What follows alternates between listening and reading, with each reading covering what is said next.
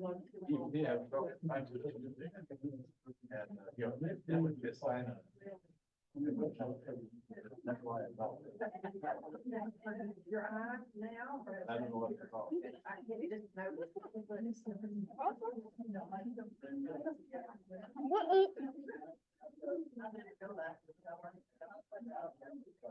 I know, stop. Oh.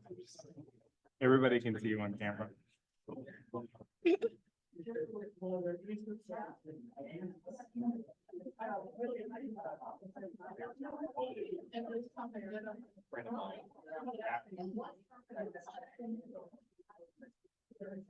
Okay, I'm gonna ask you if you're gonna be helpful to, or you gotta move. If you're not gonna be helpful, I need you to move.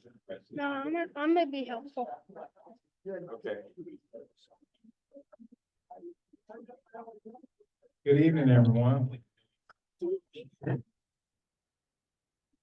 So welcome to Greece and Turkey, review of our travels in 2023.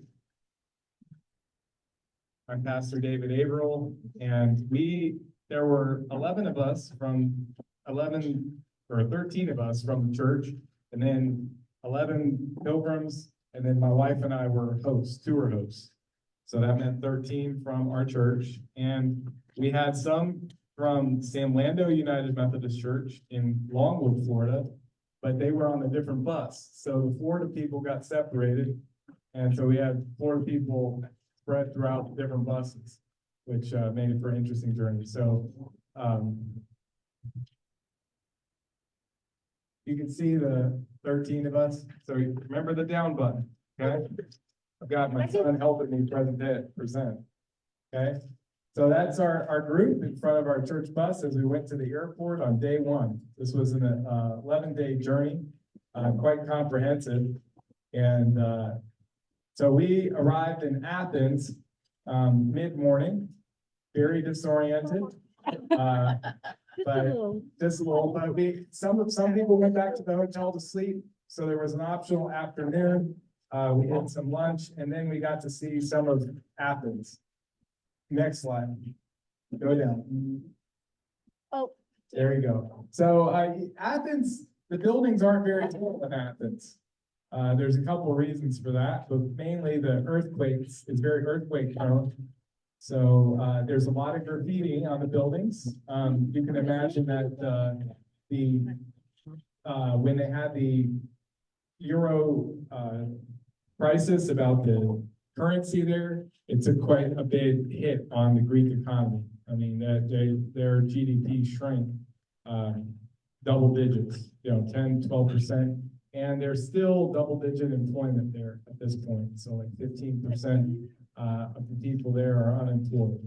So but they did remain in the Eurozone. So that gave them some access to the European economy, and tourism is a big part. So COVID hit Greece hard, as you can imagine, but they bounced back. Many people want to travel now, and so Greece is a very popular place in Europe for them to go. We were going for religious purposes, but many people who go to Greece will go to visit the islands. Please don't do that. Please sit down. Next slide. So we discerned what we would do in the afternoon for our optional free time. Some people slept in the hotel. Others we were able to go to the National Archaeological Museum in Athens. Very impressive. So there's Rod and Nancy Peckart in front of the museum. Next slide. There you've got some local shops. Next slide. And keep going. Next slide.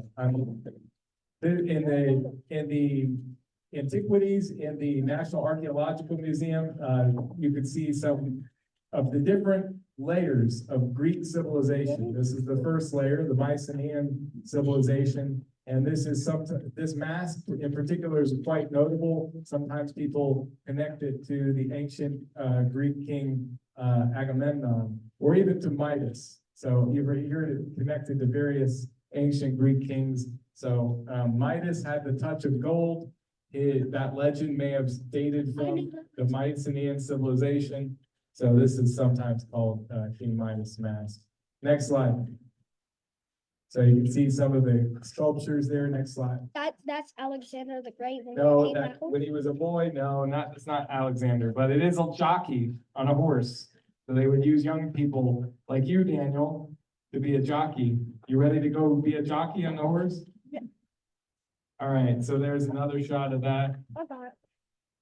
This, the second day, we went to Corinth, and Corinth is in so there's two major parts of Greece, the mainland Greece that you may have heard of. Attica describes the sort of peninsula that juts out, that's part of the Athens area. So anything Attica, this, Attica, that, is related to Athens. The Peloponnese is a whole nother part. It's the biggest part of the island that juts out, that extends out. And the Peloponnese has a small little isthmus that connects it to the other part of mainland Greece. And so the Peloponnese was notable because the Spartans kind of had sway on the Peloponnese, whereas in Attica, the Athenians had their thing. So for many years, they envisioned, what if we could circumnavigate the Peloponnese much easier? Would it be nice if we had a canal? Yeah. It was a dream that took many years and did not happen until much later. And so this channel was dug in the 1800s. It was a dream that had been there for thousands of years. People had wanted this kind of canal, and finally, some modern engineering and excavation made it possible.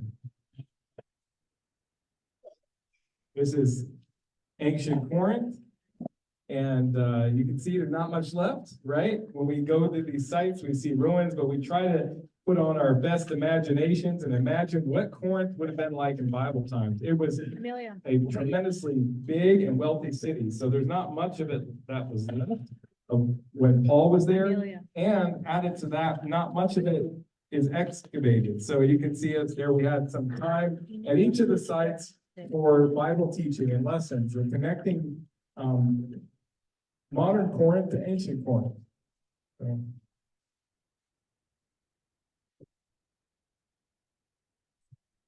Yes. So after visiting Corinth, we had time to stop and eat some lunch. Food is great in Greece, as you can imagine, in Turkey. So it's one of the highlights of the trip, the meals.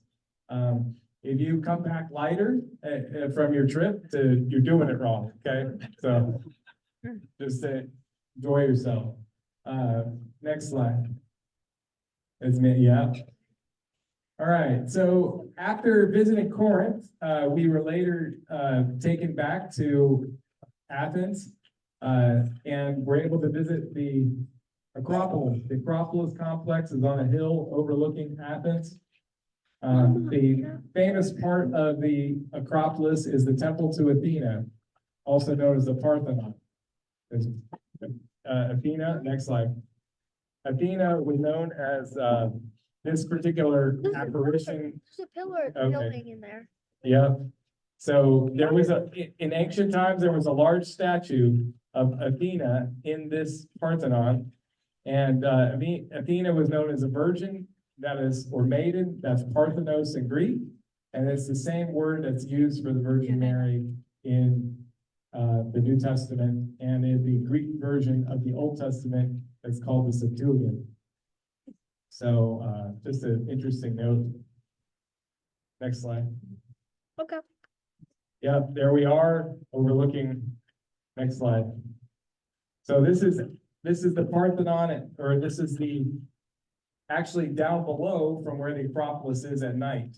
Yeah, it's actually even prettier to see at night. So if you go walking out around what's called the Agora, the ancient Agora, the marketplace around Athens, you can see some pretty interesting sights. Imagine where the ancient Greek philosophers walked, where Paul himself walked, where he preached his famous sermon on Mars Hill. It's really neat to see in the evening to kind of imagine that when there's less people there and tourists and crowds. Next slide. So look at that, how beautiful. And pretty high up to climb. So if you're gonna go to Greece or Turkey, better get your walking shoes on. and better be ready to walk quite a bit. There were some few people who did not want to walk all the way up. Yeah, next slide. So, after our time in Athens, we immediately jumped a plane to go to, Thessaloniki, which is the second largest city in Greece. And is somewhat of a cultural capital, to be honest, because Thessaloniki continued as a Greek city, even from ancient times.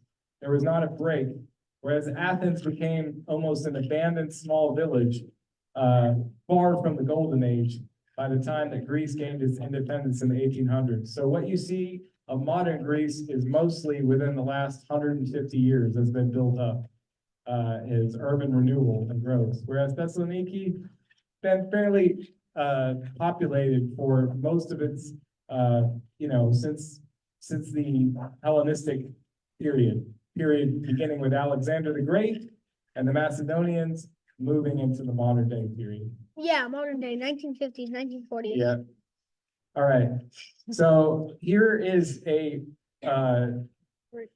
Greek Orthodox church in Thessaloniki. It was dedicated to Saint Demetrius or Demetrios, who is a soldier who basically converted to the religion and lost his life as a result of his conversion.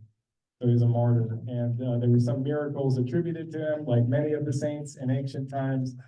We also had a chance at Thessaloniki to see an archaeological museum. Next slide. I am. Okay, Daniel, watch out. Let me do this, please. Go sit with your mother. I got it. Okay. All right. All right, so you will see a lot of times in ancient, with the ancient Greek statues, you're kind of wondering, you have to pick up, is it a god or is it a goddess or who's this or who's that? Well, one of the ones that we would see quite a bit was Dionysus, or also in the Greek myths called Bacchus. He's the god of wine, the god of merriment, drinking, all that kind of stuff. So you can imagine that there was an interesting culture that Paul came into the midst to try and preach to. So when you're hearing about drunkenness and debauchery, and Paul's trying to preach against it, I mean, we're talking that, ancient Greece at times, particularly among the aristocracy that had money and time, because the slaves were doing all the work, they would often party hard. So it'd be something like, I guess, Studio 54 or the 70s or discotheques, whatever, really bad stuff. And they would even have places that, they would have pits where if they ate too much, they would just go relieve themselves for one way or another in that corner. Sorry, you're eating, so I won't go into that. But TMI. All right, so they also had a chance to see the marketplaces there. And you could see quite a variety of spices, of different things. Okay. And then as we were in Thessaloniki, we all had a chance to visit other places that the Apostle Paul managed to visit. So one of those was Berea. And you can read about that in Acts 17, where he actually preached in Berea. They received the word with all eagerness, which was unusual. Sometimes they would reject Paul outright. Well, So this was a place where you could actually see the footsteps of where Paul preached at this one particular church in Berea. So those are the steps where the Apostle Paul himself preached from to the town of Berea. He wasn't standing on a soapbox, instead a few steps. So next slide. More of Berea. Next slide. Now, the next day, as we were in the Macedonian region in Thessaloniki, there were some choices that had to be made because the pilgrimage kind of got off track. We won't go there. We had a good time in spite of the unanticipated Pauline experience that we had of being delayed, of going to hotels at 1 or 2 in the morning, 3 straight nights. Many a letter was written to EO about our experiences in that regard, but they got us there safely. We did get a free day in Thessaloniki. So some people took a walking tour. Alessia and I asked a few people, hey, you want to go off the beaten path and go see some sites related to Alexander the Great, and some folks were like, no, the walking tour is just fine, that's more predictable, understandably. But I thought I'd show some of those pictures, because even our pilgrims didn't get to see some of this. But we got to see quite a lot of splendor from ancient Macedon that was there just near Thessaloniki. So it was within, 30, 40 miles. We booked it through, online through Viator, and got to take a day tour to visit, Pella, where, the Alexander the Great would have had his palace. Now, although he was hardly ever there because he was Fighting. fighting and conquering, right? And then even before that, in ancient Macedon, they had a place called Regina where the ancient family tombs were, and they're remarkably intact there. So if you ever go back to Greece, or you're gonna go to Greece, highly recommend this. It's a tour of Regina, the ancient tombs of Regina. It really is a must-see if you are in the northern region of Thessaloniki. So we got to see some of the gold and splendor in the museums. And then, next slide, as the others got a walking tour and got to see the marketplace and the olives and enjoy some of that. So this is the ancient tombs of Regina, full body armor of Alexander's father, King Philip II of Macedon. The next slide. Silver, next slide. Yeah, and the ladies were pretty decked out as well, as you can see, in Macedon. So if you're gonna, I guess it helped, if you're gonna conquer a lot of people, I guess there's a lot of profit in that in the ancient world, unfortunately. So that's why, the early Christians were preaching kind of against plunder and ruin and conquest, but it was quite popular in those days.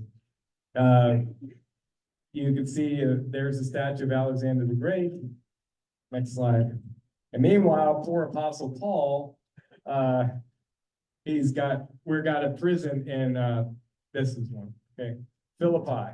So we also had a chance to visit ancient Philippi.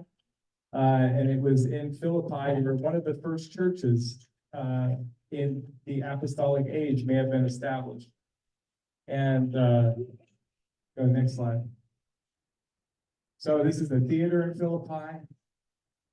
Next slide. And in the ancient church, you have some mosaics at that church. So probably the first built Christian church in Philippi that has been found according to archaeology. So still in some parts still intact, although they had to dig far to find it. Next slide. This is Lydia. Lydia was from Thyatira in Asia Minor, but came over to the European side of Greece and was a trader in purple cloths. She was the first convert of Paul on European soil. So in Paul's missionary journey, as he had a dream in Troas and felt called to go over, he entered into Philippi and some other places in that region, Amphipolis and others, and he encountered Lydia and baptized Lydia, and we got to see where she was baptized. So let's move. So there was a baptistry. What? Go down. It was down. Okay, that's the baptistry. There's some beautiful mosaics there. That is the place where she was likely baptized. And so each of the pilgrims were invited to stand there while we help them remember their baptism. No dunking at this one. Just a little sprinkling, a little chilly, yeah. So soon after that, immediately went to Turkey, got to a really fancy hotel, didn't get to sleep much in there. Got the crash 4 hours. Next slide. Yeah. Was a gorgeous hotel. So that's the Blue Mosque. That's a nice view of it. Next slide. I got some of these out of order. So this is a view of one of our fellow pastors that was there, also preaching at Berea. We invited different people to do devotions at different sites to get a sense of this. We are much freer to do this in Greece, as it's a Christian country, of course, and Turkey is not. But there are places where you can, in fact, do this in Turkey. It just depends. Next slide. So in in Istanbul, which in ancient times was known as Constantinople, in Paul's day, it would have been known as Byzantium. It was a smaller village. It was the site where Emperor Constantine in the 4th century decided to make a capital out of it for the eastern side of the empire, and he split the Roman Empire into two. And as a result, it likely extended the rule and reign of the Eastern Empire, which was a Greek-speaking part, and the Western side, which was probably much more corrupt, ended up, declining much faster. So it likely saved the Eastern Empire, at least until the point of the Muslim conquest in the 14th century AD. So between the 14th and 15th century, Byzantium actually, the last city, Constantinople, actually fell in the 1400s. So, but Next slide. next slide. That's kind of a look at the hotel. Next slide. Thank you for moving me along, right? This is the famous church, now a mosque known as Hagia Sophia, built by the Emperor Justinian. And it has remarkable mosaics. It was an inspiration for how other mosques and churches were built in the region. So the Blue Mosque actually looks like Hagia Sophia. It's a similar type of architecture. And of course, you got to get a good shot of baklava in there. It's really good. So, this one has some pistachio in it. Next slide. Next slide. This is the ceiling of Hagia Sophia. You see how they have some Arabic calligraphy inserted in there. So you'll notice that. Next slide. Next slide. Okay. And of course, now they turned it into a mosque. It's more of a historical shrine than an actual worshiping mosque. But when it was first taken over, in order to preserve it and avoid destruction, they turned it into a mosque, which is smart. In some cases, this happened in the 3rd and 4th century in Christianity, that if they wanted to preserve a pagan temple that was of note, they turned it into a church. Because otherwise, if you don't turn it into a church or a mosque, it's going to be razed and destroyed. So the Blue Mosque, similar to that, is some of us were able to go in there. That is much more of an active worshiping mosque, so it was difficult to find the space and the time to get there. Next slide. But you can look out and see how pretty it is from the outside. If you've ever seen Star Wars Episode 1, some of the architecture for one of the cities in that movie is based on the Blue Mosque in Constantinople. So if you're a Star Wars fan, look for it in Episode 1. Next slide. Episode 1, yeah.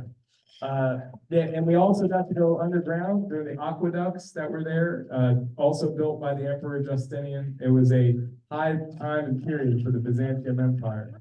What do you mean by Byzantine underground? Underground, Daniel. It was Next slide. buried? That's the Blue Mosque, more of the Blue Mosque. Okay, so another whirlwind. We go all the way from Istanbul, to Cappadocia. So another red-eye flight, but we made it. And the next day we got to see some beautiful sights in Cappadocia. We don't actually know if the Apostle Paul was traveled through Cappadocia, though it's highly likely on some journeys that he may have traveled through there, in particular in southern regions that he reached. What we do know about Cappadocia is it was famous during what was known as the patristic or monastic period, where monasteries were built all over the place into the caves. And so many of early Christian writings, ancient Greek writings, were preserved in these caves. So we have these monks to thank who are hiding in caves for for much of the heritage that we have as Christians. So it's interesting that the rock formation, the rock is very sturdy, but it also is soft enough that it can be carved into. So we call these people troglodytes, people who live in caves or underground. In this region, it's also well known for making weaving carpets. So we got a chance to go to a carpet weaving factory where they were trying to sell lots of big expensive carpets and make lots of money. So I was much more interested in seeing some of the churches and the monastery. They would not allow us to take pictures inside of it, but you can kind of tell the majesty of this. How cool would it be to have a church or monastery carved into a rock? And some of the folks got the chance to see the famous whirling dervishes. These dancers are basically doing active devotion according to their branch of Islam. It's called the Sufi. They're Sufi mystics, and they believe that going into this trance and dancing into a circle, they draw closer to God. So, Cappadocia is also famous for hot air balloon rides. If you want to go on a hot air balloon ride, definitely go to Cappadocia. I have a whole video of the ride, thanks to Gene Cahill. I'd be glad to show you that if we do have some time later, but we probably won't. So go ahead. So this is a peak of one of the cave cities that was built underground. I don't have a whole lot of pictures of this, and neither did anybody else, because I think there was only a few who went way down, and it got pretty dark and scary. So I was out of there as soon as I can get out of those caves. But going down there, if you're claustrophobic, don't go down when they tell you to go down into one of those cave cities. You know, it's very tiny, but they were hiding from invaders, different people. Lots of warfare going on in this place throughout the centuries. So look how many hot air balloons. There's ours. Yeah, you can see yours? Oh yeah, right. Pick it out. So in any event, we also had a chance to see another, in addition to carpet making, you have pottery. And Alessia got in on it. They tried to hire her and give her a job, but I said, no, she's got to come back with me. Right? So glad you didn't stay there.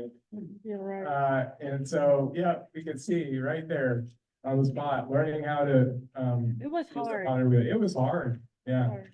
And you can see back there the kind of the picture with the big circle in it. That's impressive. That's really hard to make. And they would make those, you know, the old-fashioned way, fire them in the kiln, and sell them for hundreds of dollars for unsuspecting American tourists. And then only to go next door to another shop to see kind of a knockoff, maybe for $20, $30, and wondering which one's real, which one's a knockoff. They kind of look the same. They are. What's that? Probably. They probably are, yeah. So in this region of Cappadocia, we also had a chance to go to a part known as the Lycos River Valley. It is a tributary of a river known as the Meander River. The Meander River is famous because it meanders. That's how you get the word meander. It's a river that goes all over the place and snakes around and kind of is really slow flowing and finally makes its way to the Black Sea. So, yeah, so that's the Meander River for you. There in this Lycos River Valley, you have three different cities that were well known. You had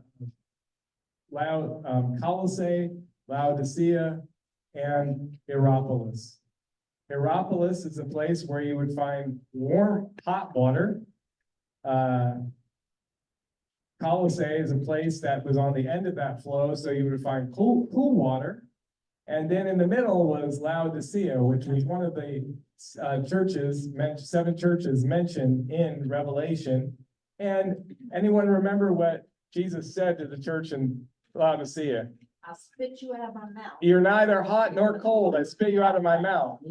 So the reference is to the three cities in this river valley. One had hot water because they were close to a hot spring, which was Hierapolis, now called Pamukkale. And the other one had cold water, Colossae, but in the middle was Laodicea. And Jesus was saying, and while Laodicea was remarkably wealthy, so here's Colossae that had the cold water, wasn't nearly as wealthy, and wasn't nearly as well excavated. So we didn't see a whole lot of that. But we did get to see parts of Laodicea. And we got a chance to stay at some nice hotels. And Pamukkale is the modern term for Hierapolis.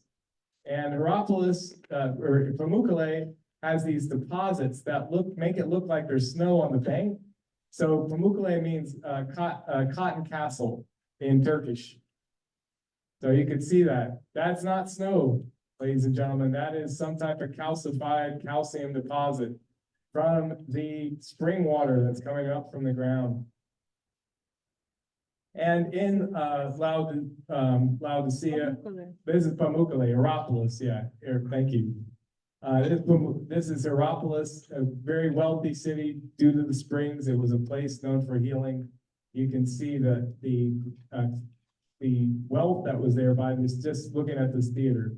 It is also the place where one of the 12 disciples, Philip, was likely martyred. So, and of course, we got to have a obligatory picture of doner kebab. So this is a chicken kebab. And we also got a chance to see one of the early churches in Laodicea, and then in this is Laodicea. There was traces of Judaism and Christianity, and you can see where they clashed. So sometimes you would see some crosses where they were put on top of the menorah. We're not sure what that means, but it kind of shows very early on the intersection between Judaism and Christianity, and yet also the separation that was occurring in the apostolic age. So, and later, as we went to Ephesus, this is a port city that is called Kushadasi. It's kind of a resort town. Nice. We stayed there and drove there to Ephesus. And Ephesus is very crowded. Cruise ships like to go there. So it's one of the few places of these ancient places that we're showing you that you can go to by cruise. So a lot of people say, why didn't you go to Greece and Turkey by cruise ship? And I would say most of the stuff that we got to see, you would not have seen if you were on a cruise ship. So it was well worth it to see how because Paul traveled by boat, but he also traveled by land, especially in Asia Minor, especially in his first missionary journey. It wasn't really to his second and third journey that he got caught on to, I think I could take a ship everywhere. So, this is Artemis of the Ephesians. Artemis of the Ephesians looks like a beekeeper. There's a lot of different legends and tales about her. So we also got to see the Artemis of the Ephesians in the museum. So kind of a fertility goddess of sorts. And one of the seven ancient wonders of the world was the temple to Artemis in Ephesus. So Paul would have definitely come to this town, definitely would have battled against them. And if you remember in Acts 18, he went to Ephesus and made the goldsmith quite angry because he freed the spirit out of a girl who was kind of a seer of sorts, or a soothsayer, and or an oracle, that's what they call it. So the people in Ephesus, it was a big draw to have tourism, and Paul was drawing them away from Artemis to Jesus Christ. And so when things get interrupted in the tourist trade, if I were to go to Orlando and say, Jesus said, no more Mickey Mouse, come and serve Jesus. Don't go to this place again. You think the people at Walt Disney World would be very happy? No. So the people in Ephesus were not too happy, not necessarily for religious reasons, but economic reasons. Let's be honest. Just Paul interrupted their lucrative trade and business. So as we closed out in Ephesus, we got a chance to also see where it is believed that the beloved disciple John was buried. Of course, he died in exile in Patmos, but his remains were taken back to the mainland of Ephesus and buried under a church. The church survived to a certain extent until about the 8th century, it is believed, after earthquakes and various things. And silting, Ephesus lost its prestige because the harbor due to silting, moved farther and farther away from Ephesus. So as a result, it became less and less relevant. And after a major earthquake, nobody really rebuilt the city. And the church itself fell into disrepair. And during the Muslim conquest, it was also totally razed. So as I said, they couldn't make a mosque out of it, so they just decided to raise it. That concludes my slideshow here. And on your desk, you will find some papers that you're welcome to take home with you. We've got a travel log.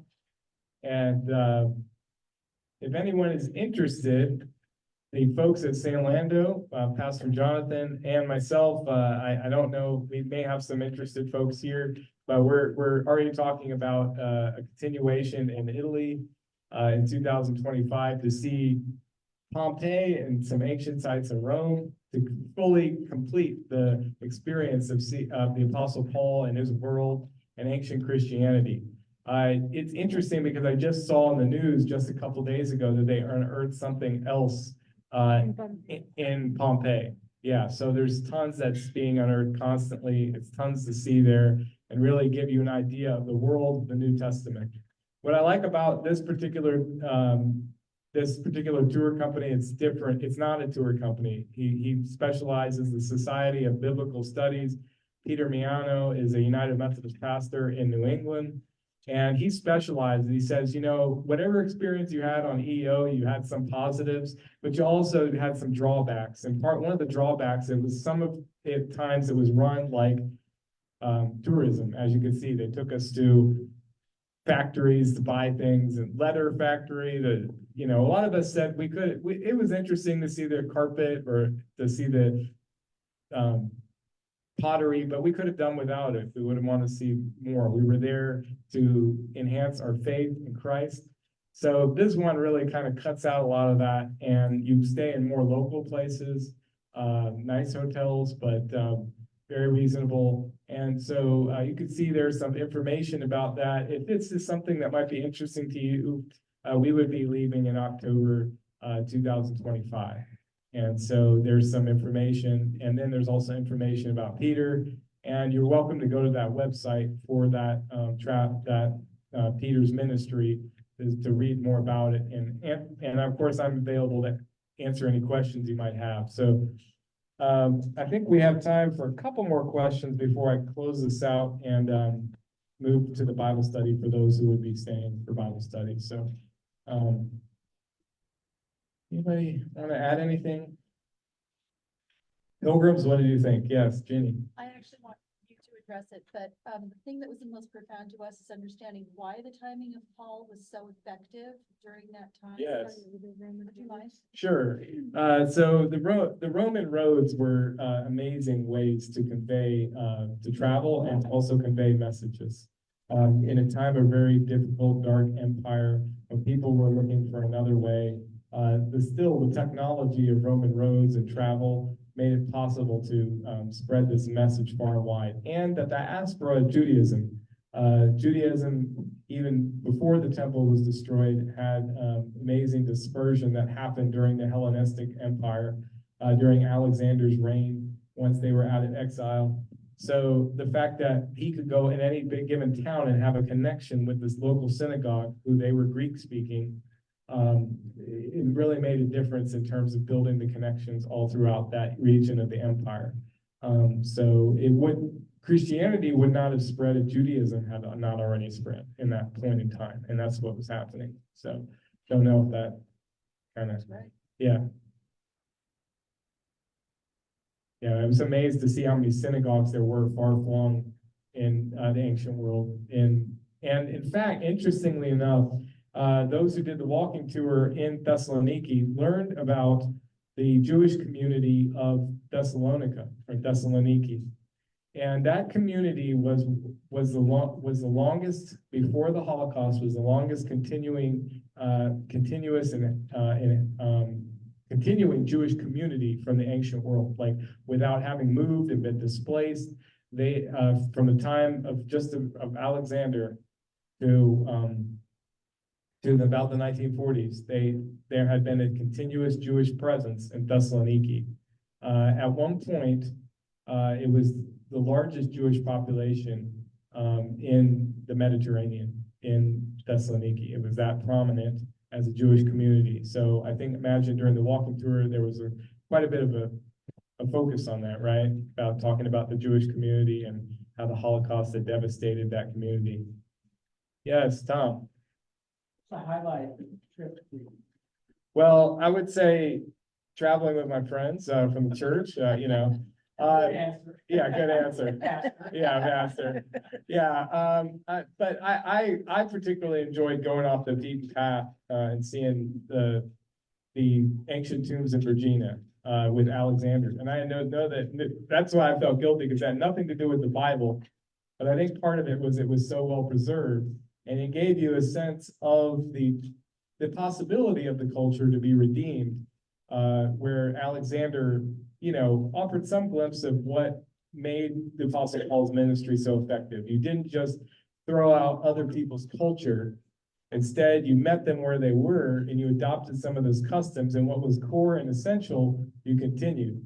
So that's, in many ways, those early Christian missionaries did that. And they did it in a much more effective way, of course, not by the sword, but by the sword of the Spirit. So I think it gave me a sense of what there is a hope and a promise, given the right time and perspective for people to come together over different cultures and kind of learn things and grow and expand. It was an interesting time for the world.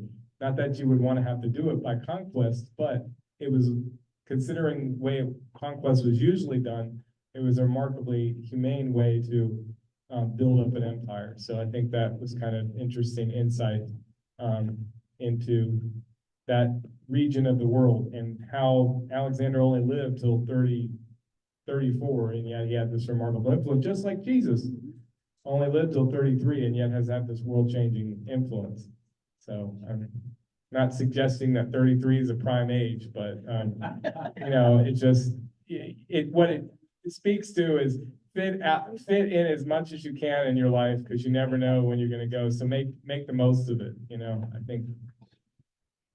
What about other people? What was their highlight? Yeah, anybody, the other pilgrims want to share about their highlights? Hot air balloon. Hot air balloon.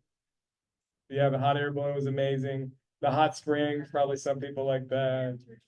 Turkish bath. Mhm. Yeah. Yes. Yeah. So powerful to know that Paul spent Right. so much time there.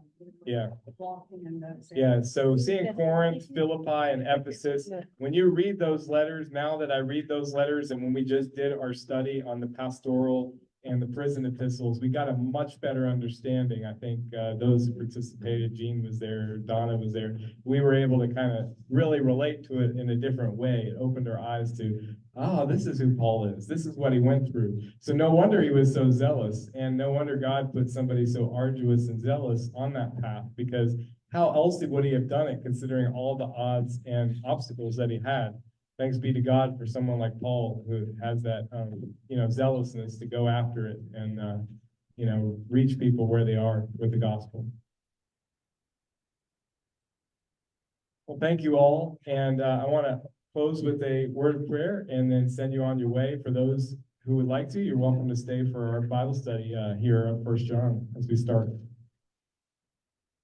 Lord God, I really just thank you for this time and opportunity to share this wonderful trip and experience that we had, the insights and the wisdom that we had. Lord, I pray that you would bless us all with this insight and wisdom, and we would help share it. And as we seek, oh Lord, to be relevant to our community and meet people where they are with the gospel, this wonderful treasure that we have to share with people about the transforming love of Jesus. Continue to mold us and transform our hearts. And I ask this in Christ's holy name. Amen.